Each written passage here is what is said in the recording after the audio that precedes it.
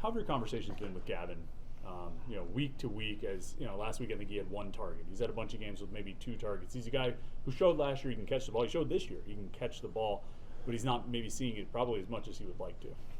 Well, I mean, you probably say yes, because every kid in the team wants to have 1,000 sacks, wants to have all the balls thrown to him, wants the ball handed off to him. But it is a team game, and he is a team player. And it's really fun to watch his intensity, blocking, doing his part. Been pleased with what he's done just from a physicality standpoint and putting hands on people, running his feet, and enjoying the game of football. And he enjoys it, and he's definitely a team player. Are you asking the tight ends to do more blocking in the run game than maybe you did last year? Well, yeah, because we threw it 100 more times. Right. But when it comes time to block, you got to block. I mean, whether it was back in the 1980s or the 90s, football's still played with helmets and shoulder pads.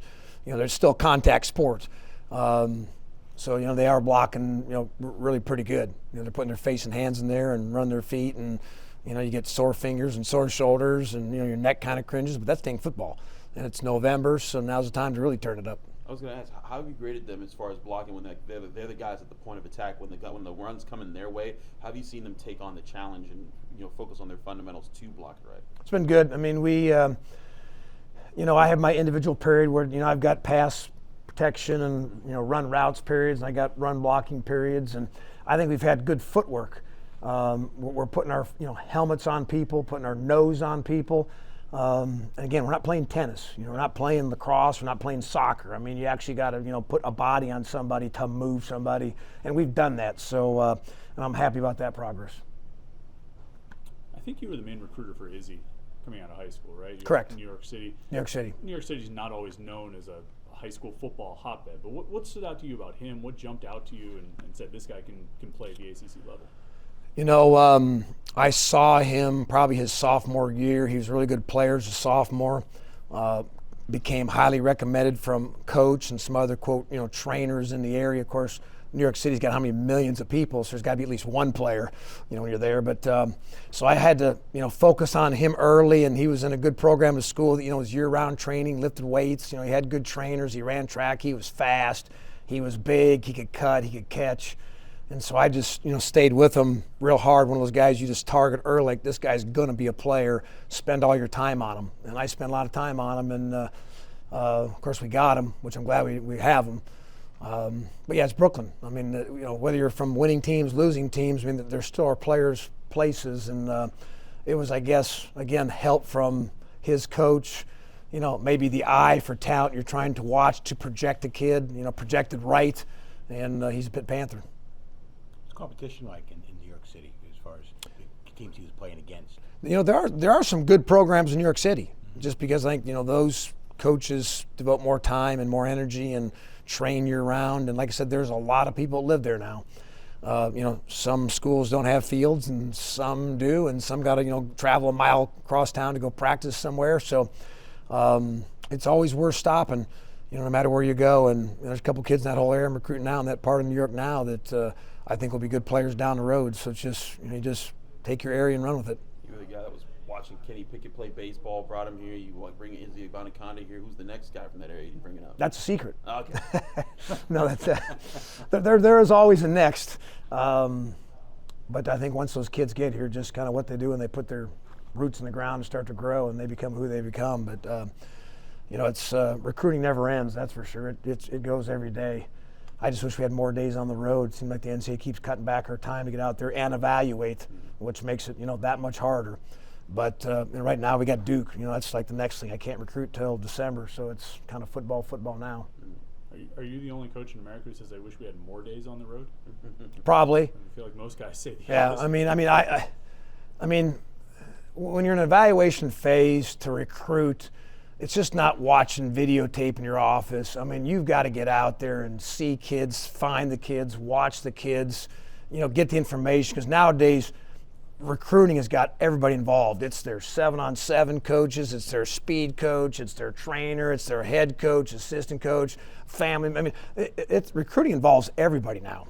Years ago, it used to be, the player, his mom and dad, and the head high school coach. That's only 4 people he dealt with. Now there's an entourage of people you're trying to deal with to find out about these kids and evaluate them. So you really got to do that on the road with face-to-face contact is the best thing I believe in. Do you miss those days when it was just a couple of people, or do you like having more resources to find talent? No, I mean, I miss those days. We had a lot of days to recruit, and you just dealt with those people because then it was just those people.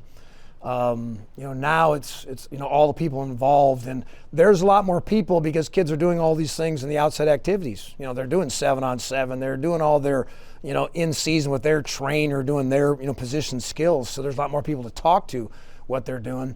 There's just a lot more hands, in the mix. But, who do you trust in? Because some people tell you one thing and they're wrong. So it still comes back to, your evaluation, my evaluation of, well, yes, I really believe this kid can do it because of what I think he can do versus, all the, I don't trust you. I can tell you right now. Well, I can just tell. I can tell by looking in your eye. But that's what you got to kind of guess on, from a standpoint to, put 2 and 2 together and get 5. With that many extra people involved, do you think it's a little harder for players to kind of slip through the cracks now? Like, are you finding it easier to find a hidden gem? It is. So many more people? It is easier. Yeah. There's just that thing called internet, and Twitter, and all these kids putting all this stuff on, tape, and of course you watch and you see that so and so just offered a kid. Well, who next that kid? Look, he is pretty good. Maybe I should research him too. So I mean, the work and the research is easier. But the bottom line is you still have to recruit the kid, the family, the person, the people he's involved with. You still got to recruit. That's still back to the personal relationships, with those individuals and those families. That never ends. In season, what percentage of your day is spent on actually coaching the team, and what percentage is spent on recruiting? You come off the field and all of a sudden you're on the phone making, talking. Well, that's why I'm trying to hurry up now and get out of here. But I mean, it's like the text message. That like never ends. I mean, that is constant. You get home at night, and then the few minutes I do have, I'm sending a text message, and then it's like, well, I'm at home doing this. I mean, it never ends, and it's hard because it never ends, and it's every day. But that's kind of how recruiting's been for a long time. But it just is a whole other part of the job. You got to do it. Any Duke questions before we wrap up? Well, just generally as far as the team, in the offensive staff meeting rooms, is there a feeling like over the last few games the offense has taken a few steps forward, running and passing? I mean, yes. Over the last 3 weeks yes. or so? I mean, as we go through, it's just like, okay, we're just one more play away. It's okay to see how close we are on hitting this run, this landmark, or just run the route, the proper depth, and the quarterback just throwing it 4 more yards out front. Yeah, I mean, that's all coming about. I mean, I think the kids in practice, have been good intent still. I mean, we went on that little kind of string through October, kind of stubbing our toe, but the kids were still very focused.